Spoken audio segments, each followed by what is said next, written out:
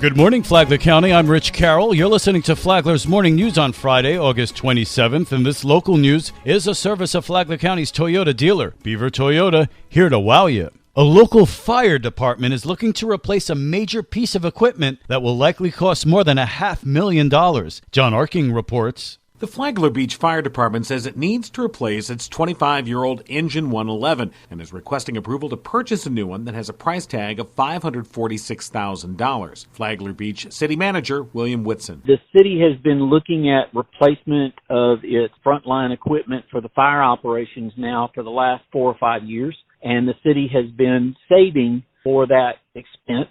And we've finally gotten to the point where we actually have closed the gap. We have a developer contribution as well as the last year of infrastructure surtax funds that are available for that purchase. So we found a fire truck that actually has a few miles on it. It's less than 2,000 or 3,000, I believe. And it is almost exactly like the custom truck we wanted to have built. Whitson said it will basically be like buying a good used car. The city plans to purchase the truck using more than $400,000 that it has saved for just such a purpose, with $63,000 coming from 2 developers as part of their agreements with the city. The remaining balance would then be nearly $77,000. Whitson says that will be the topic of discussion at the Commission's final budget workshop next week. From the WNZF Newsroom, I'm John Arkin.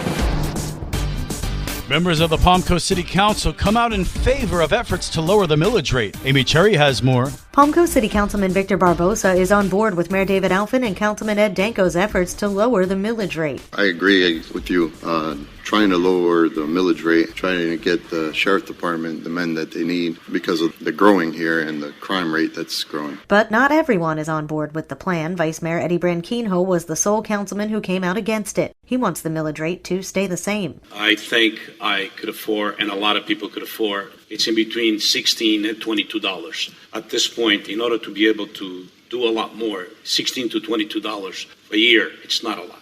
When asked where he'd like to cut, the coalition that comes over here that's making us pay $80 or more $1,000 a year for security out there that we don't need. Unfortunately, certain groups make us need that. That's what I wish to cut. Councilman Nick Kloufas supports funding 6 of 10 deputies the Flagler County Sheriff is requesting. I think that's a substantial increase in what we have, and I would really enjoy being collaborative with our sheriff to have talking points that we can come back to our constituents with on how we're working together to save money and how we can differentiate some of our vehicles to show the people where money's going. I think that's a great thing, and I would wager that everyone can get on board with that. If council doesn't lower the millage rate, it's equivalent to a tax increase, since property values rose. From the WNZF Newsroom, I'm Amy Cherry.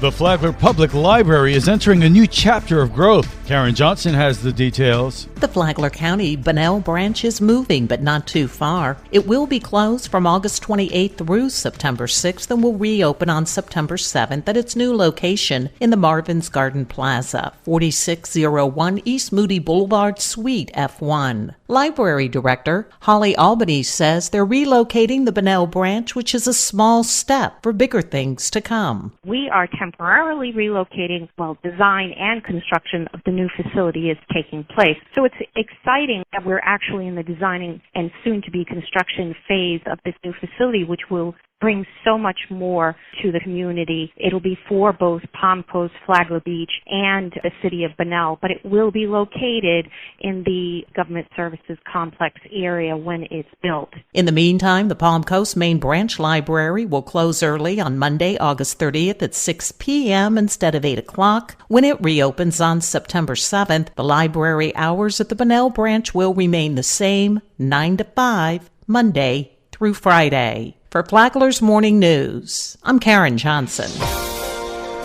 The Flagler County Rams Flying Club is donating $1,000 to the Old Glory Service Dogs for Veterans. Lauren Driscoll runs the Flagler County-based nonprofit. We take dogs from a rescue and we evaluate them, and then we match them up with a veteran or first responder that needs either physical assistance or they have PTSD, and it's about 2 years of training with the veteran or first responder, and there is no cost to them, and we will provide things that they need along the way if they can't can't afford it. She explains how the donation money will be used. We're just starting up, so this is going to get some people, if they need dog food, if they need flea and tick medication, that's going to start us off. So funds are kind of slow right now with the COVID, so we're going to squeak it out all the way we can. Bob Theowechter, president of the Flagler County Rams Flying Club, says he became aware of the organization and their great work at Freedom Fest. At Freedom Fest, we found out about it.